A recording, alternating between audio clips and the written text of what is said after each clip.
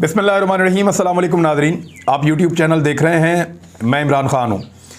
पहले तो पुरानी ड्यूटी पे वापस आ जाएं, क्योंकि पाक फ़ौज खुद से तो जवाब दे नहीं सकती जब उनके ऊपर हमला होता है या कीचड़ उछाला जाता है उनके ऊपर। नॉर्मली ये लोग चुप रहते हैं और इनके बिहाफ के ऊपर पाकिस्तानी जवाब देते हैं।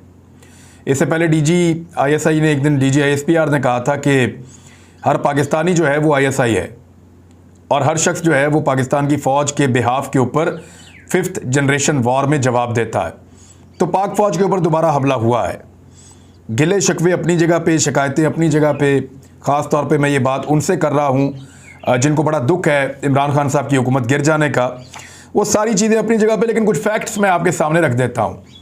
फैक्ट्स ये हैं कि मोहसिन दावड़ उसने पाक फ़ौज के ख़िलाफ़ ये मुतालबा किया है कि अफ़गानिस्तान के अंदर पाकिस्तानी फ़ौज ने जाके फ़िज़ाई हमला किया है और बम्बारमेंट के नतीजे में वहाँ के 40 से ज़्यादा शहरी जाँ बहक हो गए हैं और अब इस मामले के ऊपर पाकिस्तान में तहकीकात होनी चाहिए। ये मोहसिन दावड़ ने किया है। जो अली वज़ीर ने किया उसको तो छोड़ ही दें अभी फ़िलहाल, वो तो शुरू से अब तक पाक फ़ौज के बहुत ख़िलाफ़ है। और मैं आपको बड़ी इंटरेस्टिंग बात बताऊँ, पाकिस्तान तहरीक इंसाफ को बाकायदा कहा गया था, अब ये आप खुद जान लें कि किसने कहा था। पाकिस्तान तहरीक इंसाफ को बाकायदा कहा गया था कि मोहसिन दावड़ और अली वज़ीर के ख़िलाफ़, उस दिन मैं बनी गाला में ही था जब ये टिकट का मामला हो रहा था, कुछ और साफ़ी भी गए हुए थे। तो उस दिन एक आदमी पैगाम लेकर आया था और ये कहा गया था कि मोहसिन दावड़ और अली वज़ीर के ख़िलाफ़ पाकिस्तान तहरीक इंसाफ अपना उम्मीदवार ना खड़ा करे, इनको इलेक्शन जीतने दिया जाए। फिर ये जीत गए थे। पश्तून तहफ़्फ़ुज़ मूवमेंट इनकी पार्टी है अब। अच्छा, मोहसिन दावड़ ये वो आदमी है जो इस वक्त कह रहा है कि फ़िज़ाई हमला नहीं होना चाहिए अफ़गानिस्तान में। अगर तो पाक फ़ौज ने किया है ना मेरे ख्याल में, और दहशतगर्दों को मारा है, तो ठीक किया है। जब अफ़गानिस्तान रोक ही नहीं पा रहा, जब अफ़गानिस्तान दहशतगर्दी वहाँ से पाकिस्तान में आने से रोक ही नहीं पा रहा, तो हमारे पास क्या चांस रह जाता है। हम फिर यही कर सकते हैं ना कि जहाँ पे दहशतगर्द हैं या उनके कैंप्स हैं, वहाँ जाके उनको मुकाबला करें, वहाँ जाके उनका शिकार करें, ताकि वो पाकिस्तान के अंदर आके निहत्ते शहरियों या पाकिस्तान के अंदर फ़ौजियों को या पुलिस वालों को निशाना ना बना सकें। हमने कीमत चुकाई है इस लड़ाई की। तो मोहसिन दावड़ को बहुत बुरा लगा एक फ़िज़ाई हमला, अगर तो ये फ़िज़ाई हमला हुआ है तो।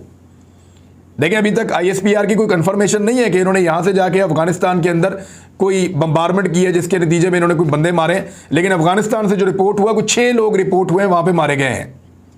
लेकिन यहाँ पे पाकिस्तान में भी शहादतें हुई हैं। 8 फ़ौजी तो अभी शहीद हुए एक दिन पहले, इमरान खान साहब ने भी उसका जिक्र किया है। तो मामला ये है कि मोहसिन दावड़ कहता है कि फ़िज़ाई हमला अफ़गानिस्तान में क्यों हुआ है।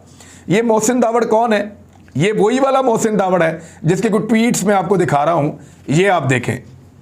ये इसका एक ट्वीट जो है वो 3 अक्टूबर 2013 का है, दूसरा 19 जून 2013 का है और तीसरा 13 जुलाई 2013 का है। ये 3 ट्वीट्स हैं, आप देख लें। पहली में ये शीरी मज़ारी को मुखातिब है, उसने कहा he deserves peace prize because he increased the drone attacks which increased the number of deaths of the terrorist drone the best. ये एक्चुअली उसने क्योंकि मिला था बराक ओबामा को नोबल पीस प्राइज़ मिला था, उसके ऊपर ये तनकीद हुई थी, तो उसके जवाब में ये कह रहा था कि बिल्कुल उसको मिलना चाहिए था पीस प्राइज़ और उसको बिल्कुल ठीक मिला है नोबल इनाम। और क्योंकि उसने ड्रोन हमले ज़्यादा कर दिए हैं जिसमें ज़्यादा दहशतगर्दों को वो मार रहा है, ड्रोन बेहतरीन है। ये अमेरिका का हमायती था फ़िज़ाई हमलों में जब पाकिस्तान के अंदर लोग मारे जाते थे। फिर ये कहता है उमर चीमा को, bullshit, drones are the only मसीहा for the people of Waziristan killing the high profile militants, के ड्रोन ही तो एक मसीहा है वज़ीरिस्तान के लोगों के लिए। तुम जो बात कर रहे हो वो बुलशिट है और ये मारता है हाई प्रोफाइल मिलिटेंट्स को। उसके बाद अगले जो पख्तून्स का एक रिएक्शन है उसके ऊपर ये लिखता है कि only those civilians who bring the militants to their homes are the effectives of drones who can not be called innocents. कह रहे जी वो आम शहरी ही इसका निशाना बनते हैं ज़्यादातर ड्रोन्स का, जो मिलिटेंट्स को अपने करीब आने देते हैं या अपने घरों में आने देते हैं, तो वो इनोसेंट नहीं हो सकते। यानी लोग जनाजा पढ़ने गए, एक आदमी मारा गया ड्रोन में, उसका जनाजा पढ़ने गए, जनाजे पे ड्रोन मारा, सारे ही मारे गए। एक मदरसा उसके ऊपर ड्रोन मारा, 40 बच्चे शहीद हो गए। तो इस तरह 50 बच्चे शहीद हो गए। इस तरह जगह जगह वो ड्रोन मारते थे, मासूमों को कत्ल करते थे। लेकिन मोहसिन दावड़ ये कहता था कि बेहतरीन चीज़ है ड्रोन, इसका बार बार अटैक होना चाहिए, और वो उसके बारे में बड़ी अच्छी बातें करता था। लेकिन अगर पाकिस्तान ने दहशतगर्दों को मारने के लिए कोई ऑपरेशन मुबैना तौर पे, अभी तो उन्होंने कंफर्म नहीं किया, लेकिन उन्होंने किया अफगानिस्तान में, तो मेरी नज़र में तो ठीक किया अपने मुल्क को बचाने के लिए। जब अफगानी रोक ही नहीं पा रहे तो हमें तो रोकना पड़ेगा ना, हमें तो रोकना पड़ेगा। जब अमेरिकन करे पाकिस्तान में फिदाई हमला तो मोहसिन दावड़ खुश होता है, और जब पाकिस्तान करे दहशतगर्दों के खिलाफ अफगानिस्तान में फिदाई हमला, जिसकी कंफर्मेशन अभी नहीं आई, तो मोहसिन दावड़ रोता है। वो ये कहता है कि तहकीकात कराओ, इसका पता करें ये अफगानी है या पाकिस्तानी है। इसके जलसों में नारे लगते हैं लड़ो बरियो अफगान, के ऊपर भी अफगान है नीचे भी अफगान है, अटक तक ये कहते हैं कि अफगानिस्तान बनाएंगे। इन्होंने ट्रेंड चलाया पाक फौज के खिलाफ। कल ट्रेंड था पाकिस्तानी आर्मी वॉर क्राइम्स, कि पाकिस्तानी फौज जो है वो जंगी जराइम कर रही है, और इस किस्म का ट्रेंड पाकिस्तान के खिलाफ चलाकर कल उसको इन्होंने बहुत ज़्यादा उठाया है। उसके बाद यही वो आदमी है जिसने DGISI ने जब दौरा किया अफगानिस्तान का पिछले साल, तो इसने कहा था किसकी इजाज़त से किया, क्यों किया ये दौरा, क्या पार्लियामेंट से पूछा, और बहुत सारे सवालात इसने शाह महमूद कुरैशी से और उस वक्त की हुकूमत से उठाए थे, और इसने बाकायदा सवालनामा जमा करवाया था।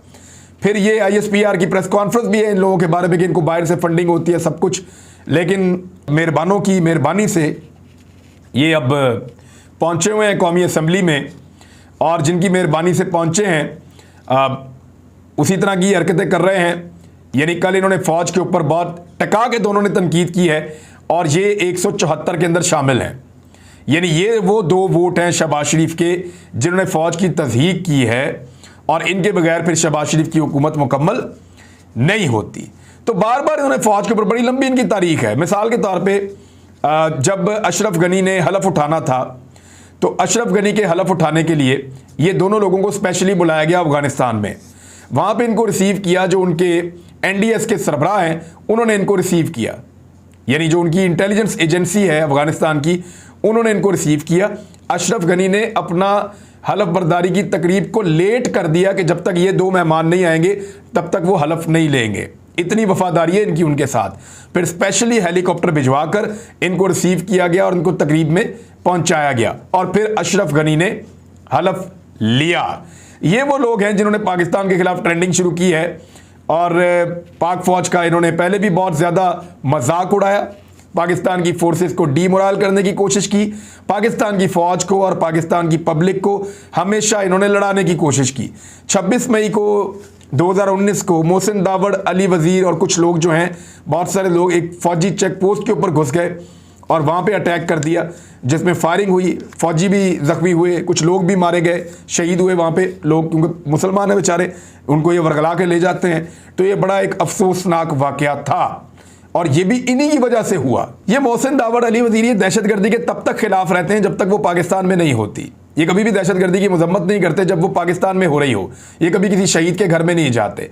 आर्मी चीफ के साथ भी, जनरल बाजवा के साथ इसने बड़ी बहस की थी, और बड़े जवाबात और सवालात इसने उनसे किए थे जब वो मिले थे सियासतदानों से। तो आर्मी चीफ ने कहा कि मैं आपको अकेले में भी मिला हूँ, तो उन्होंने भी बड़े गिले किए आर्मी चीफ ने भी उस मुलाकात के अंदर। तो वो सारी चीज़ें भी माजी में रिपोर्ट हो चुकी हैं। तो अब दोबारा पाकिस्तान की फ़ौज के ऊपर अटैक किया जा रहा है, असम्बली के अंदर भी किया जा रहा है, असम्बली के बाहर भी किया जा रहा है। लेकिन बदकिस्मती जो है पाकिस्तान की, कि पाकिस्तान ऐसे हालात में पहुँच गया है जहाँ पे बाहर जो तनकीद हो रही है, यानी ट्विटर के ऊपर, सोशल मीडिया पे जो तनकीद हो रही है, जो लोग कल तक पाक फ़ौज के साथ खड़े होते थे वो आज ये कह रहे हैं कि हम भी न्यूट्रल हो गए हैं। ये बहुत अफसोसनाक है। और दूसरा, असेंबली के अंदर जो लोग इनको मुंह तोड़ जवाब देते थे, चाहे वो अली मोहम्मद ख़ान था, शहरियार अफरीदी था, मुराद सईद था या बाकी लोग थे, वो भी अब असेंबली में मौजूद नहीं हैं। तो हमने अपने हाथों से अपने पाँव पे कुल्हाड़ा मार लिया है, और सूरत हाल यहाँ तक पहुँच गई है कि पैसा चलता रहा, अंधाधुंध चलता रहा, यहाँ पे मंडियाँ लगी रहीं, अरबों रुपए लाए गए, इस्तेमाल किए गए, और किसी ने आंखें खोलने की जुर्रत नहीं की। आधी रात को अदालतें लगीं, और फिर पाकिस्तान यहाँ पहुँच गया जहाँ पे इस वक्त हम सब मौजूद हैं।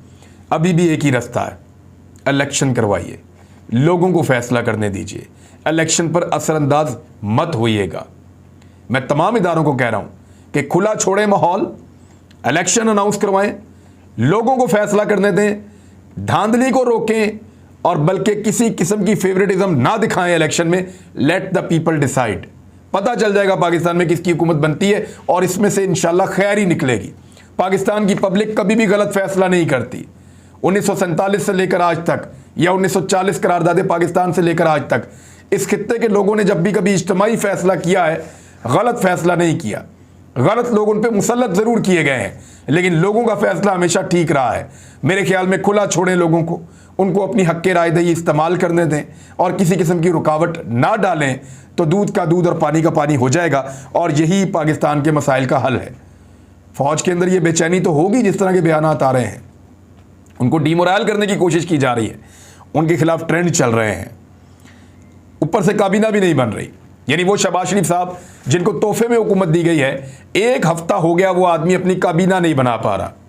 ऊपर से पीपल्स पार्टी ने क्या किया है, ये दुनिया टीवी की न्यूज़ के मुताबिक पीपल्स पार्टी ने 4 सूबों में गवर्नरशिप मांग ली है। पंजाब के गवर्नर को हटा दिया गया है, लेकिन सदर आरफ अलवी ने ऐसे कोई अहकाम जारी नहीं किए और जब तक सदर पाकिस्तान हुक्म ना दें या वो ना हटाएं तब तक गवर्नर को नहीं हटाया जा सकता। लेकिन ये इख्तियार जो है बहरहाल गवर्नमेंट का होता है, लेकिन सदर पाकिस्तान उसको इस्तेमाल करते हैं। तो बरतरफ करने का इख्तियार सदर पाकिस्तान का है। अभी तक उन्होंने ऐसा नहीं किया, कोई नया गवर्नर भी अभी तक नामजद नहीं किया गया PMLN की जानिब से। तो पीपल्स पार्टी ने 4 सूबों की गवर्नरशिप मांग ली है।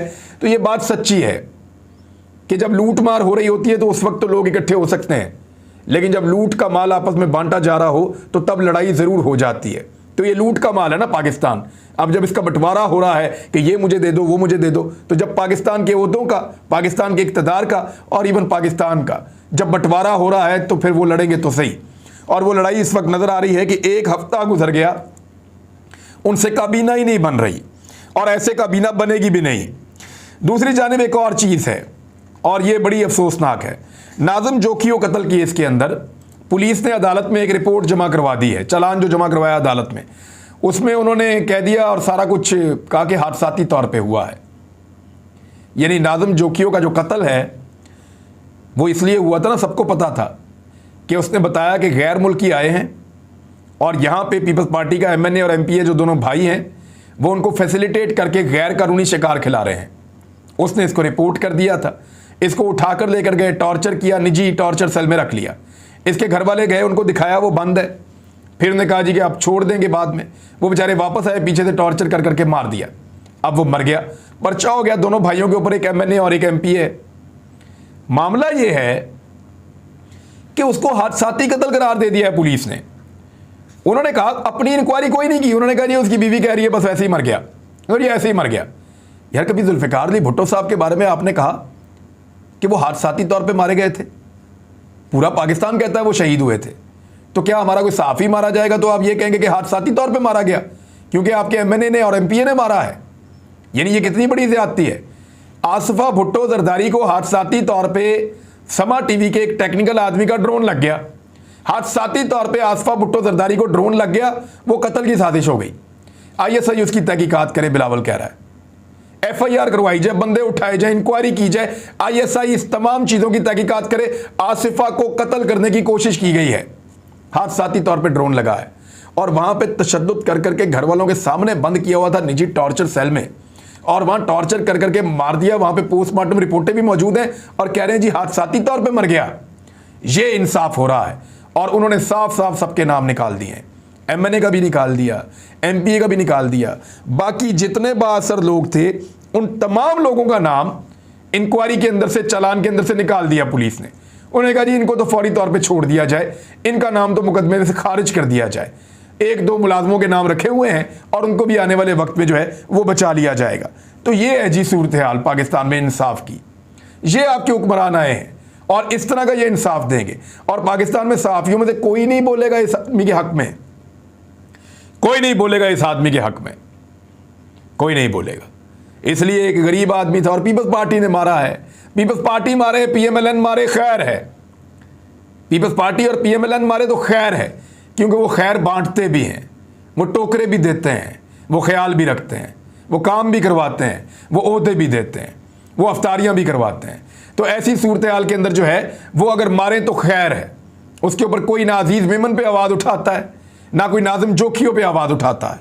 तो बात यह है कि इदारों से आपको शिकवे हो सकते हैं, हमें शिकवे हो सकते हैं, बहुत सारी चीज़ें ऐसी हैं जो गलत हो सकती हैं, जिनकी आप निशानदेही कर सकते हैं, जिन पे आप गिले कर सकते हैं, लेकिन वो जो एक फ़ौजी बॉर्डर पे खड़ा है ना, उसका दिल नहीं दुखना चाहिए।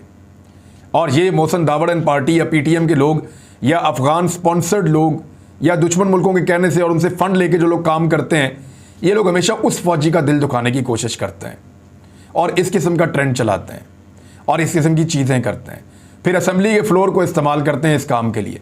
अब वहाँ पे जवाब देने वाले मौजूद नहीं हैं, बाहर भी लोग जवाब नहीं दे रहे ये कहते हुए कि हम तो अब न्यूट्रल हो गए, हम क्यों जवाब दें, जैसे आप न्यूट्रल हो गए वैसे ही हम भी न्यूट्रल हो गए।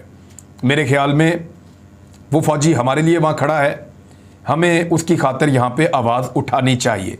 ये वक्त भी गुजर जाएगा, गिले शिकवे हो सकता है कभी दूर हो जाएं, लेकिन पाक फ़ौज और पाक फ़ौज का तहफ़्फ़ुज़ वो उसी तरह आपकी भी जिम्मेदारी है जैसे वो आपका तहफ़्फ़ुज़ करते हैं। अब तक के लिए इतने ही, अपना ख्याल रखिएगा, अपने इस चैनल का भी। अल्लाह हाफ़िज़।